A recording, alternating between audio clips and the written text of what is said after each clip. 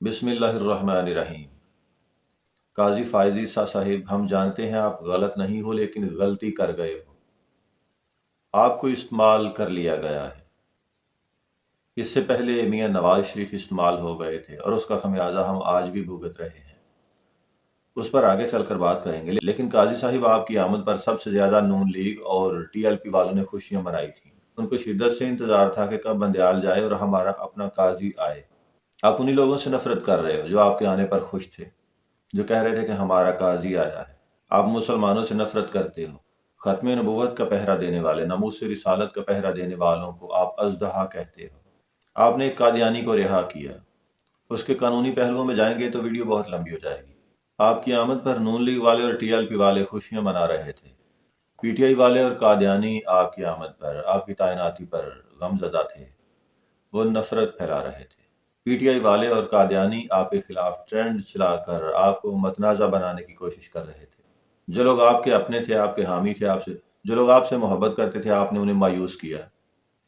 آپ نے قادیانی کو رہا کیا، لیکن چلیے اس مسئلے کو ایک سائڈ پہ رکھتے ہیں۔ جہاں آپ استعمال ہوئے، جہاں آپ نے غلطیاں کی، اس کی طرف آتے ہیں۔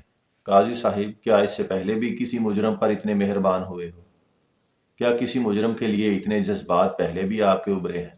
کیا اس سے پہلے بھی کسی مجرم کو 5,000 کے مچلقوں کے عوض آپ نے ضمانت دی، اور اس کے ذاتی مچلقوں پر؟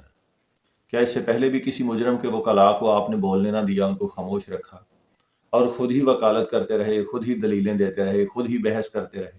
قاضی صاحب، جو آپ نے حوالہ جات پیش کیے، ان کا یہاں اطلاق نہیں ہوتا۔ آپ نے کہا کہ رسول اللہ رحمت للعالمین ہے، یعنی تمام جہانوں کے لیے رحمت ہے۔ بے شک، لیکن اسی رسول اللہ نے کتنی جنگیں لڑیں۔ اسی رسول اللہ نے فرمایا تھا کہ میرے گستاخ واجب القتل۔ اسی رسول اللہ نے فرمایا تھا کہ میرے بعد 30 ایسے کذاب دجال آئیں گے جو نبوت کے جھوٹے دعوے کریں گے۔ قاضی صاحب، آپ کی عدالت کے باہر اگر کسی بلڈنگ میں کوئی بندہ شیروانی پہن کر بیٹھ جائے اور کہے کہ میں چیف جسٹس ہوں، تو آپ اسے کیا سزا دیں گے؟ اس کے اوپر کون سا قانون لاگو ہوگا؟ اسی طرح مرزا غلام قادیانی نے نبوت کا جھوٹا دعویٰ کیا۔ یہ اسلام کے باغی ہیں۔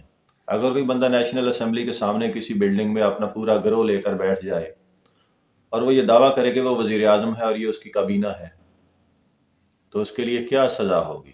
قاضی صاحب، آپ نے مسلمانوں کو مایوس کیا اور اس شخص کو خوش کیا جو اسلام کا باغی اور غدار ہے، جو مغربی طاغوتی طاقتوں کا اعلی کار اور جاسوس ہونے کے ساتھ ساتھ عمران احمد نیازی کا سہولت کار بھی ہے۔ قاضی صاحب، آپ استعمال ہو گئے ہو۔ اب وہی قادیانی اور پی ٹی آئی والے مل کر آپ کے خلاف ٹرینڈ چلا رہے ہیں، آپ کو متنازع بنا رہے ہیں۔ اب یہ آپ کو اور آپ کے خاندان والوں میں سے کسی کو نقصان پہنچانے کی کوشش کریں گے اور اس کا الزام تحریک لبیک والوں پر لگائیں گے، کیونکہ یہ جانتے ہیں کہ ایک مرتبہ پھر ملک میں اسی طرح انارکی پھیلائی جا سکتی ہے۔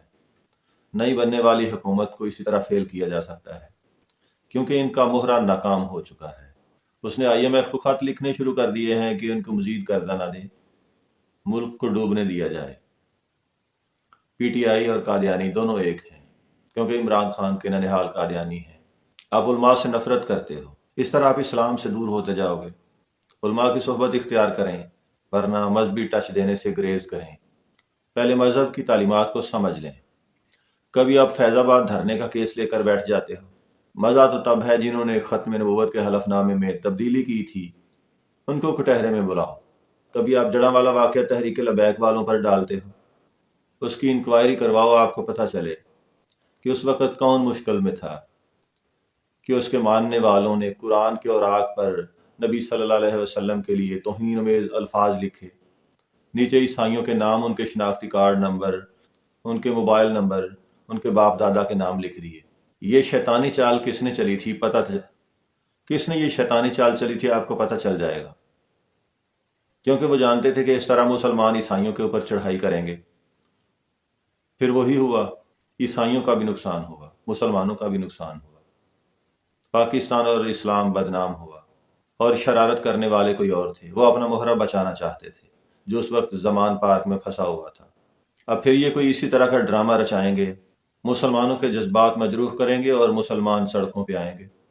پھر ان کے وہ لوگ جو اسلام کے لبادے میں چھپے ہوئے ہیں، وہ پولیس اور رینجرز کی وردیوں میں آئیں گے، مسلمانوں کے اوپر گولیاں چلائیں گے، پھر سے اس ملک میں خانہ جنگی کروانے کی کوشش کریں گے۔ یہ نہیں چاہتے کہ پاکستان آگے بڑھے، کیونکہ ان کا بحران ناکام ہو چکا ہے۔ قاضی صاحب، یہ آپ کے بھی دشمن ہیں۔ قاضی صاحب، یہ جان لیجئے کہ جن سے آپ بڑی محبت کرتے ہیں، یہ اسلام اور پاکستان کے بھی دشمن ہیں، عوام پاکستان کے بھی دشمن ہیں اور آپ کے بھی دشمن ہیں۔ یہی لوگ ہیں جو آپ کے خلاف ٹرینڈ چلا رہے ہیں کہ دیکھو جی، یہ قاضی فائزی ساتھ قادیانیوں کا یار ہے، اور یہ ٹرینڈ بھی قادیانی چلا رہے ہیں، کیونکہ وہ آپ کو متنازع بنا کر منظر سے ہٹانا چاہتے ہیں، وہ اپنا مہرہ بچانا چاہتے ہیں۔ اس سے پہلے میاں نواز شریف نے ممتاز قادری کو پھانسی دی تھی، نہ جانے وہ کس کے پریشر میں آ گئے تھے۔ پھر اس کے بعد نون لیگ ٹوٹی اور اس میں سے ایک اور جماعت تحریک لبیک نکل کر جدا ہو گئی۔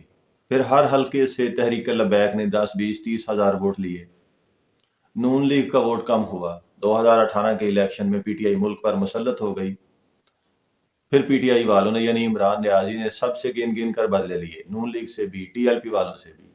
سیدھی گولیاں چلی، لوگ شہید ہوئے، زخمی ہوئے، لوگوں کو جیلوں میں بند کیا گیا، کیونکہ وہ سب مسلمانوں کا دشمن ہے اور ہم مسلمان آپس میں لڑ پڑے تھے۔ اب وہ آپ کو استعمال کر گئے ہیں۔ آپ پاکستانی وکلاء کو عدالت کے اندر موبائل یا کیمرہ یا ایسی کوئی ڈیوائس لانے کی اجازت نہیں دیتے، لیکن جب آپ اس قادیانی کو رہا کر رہے تھے، بیرون ملک سے آئے ہوئے لوگ کیمرے اور ڈیوائسز لے کر اندر کیوں گئے؟ آپ نے کسی وکیل کو بولنے ہی نہیں دیا، خود ہی وکیل بنے ہوئے تھے، خود ہی تعویلیں پیش کر رہے تھے، خود ہی حوالہ جات دے رہے تھے، خود ہی بحث کر رہے تھے۔ آپ خود ہی وکیل بنے ہوئے تھے اور خود ہی جج تھے۔ آپ ایک ایسے شخص کی محبت میں قصیدہ گوئی کر رہے تھے جو قرآن کا تحریف شدہ ترجمہ اور تفسیر لوگوں میں بانٹ رہا تھا، جو اسلام کا باغی اور دشمن تھا۔ قاضی صاحب، علماء سے نفرت نہ کریں، علماء کی صحبت میں بیٹھا کریں، آپ کو اسلام کی سمجھ آئے۔ ہم جانتے ہیں آپ غلط نہیں ہو، لیکن غلطی کر گئے ہو۔ اللہ تعالیٰ پاکستان سے اس دجالی فتنے کا خاتمہ کرے اور پاکستان رہتی دنیا تک قائم رہے۔ آمین۔ اللہ حافظ۔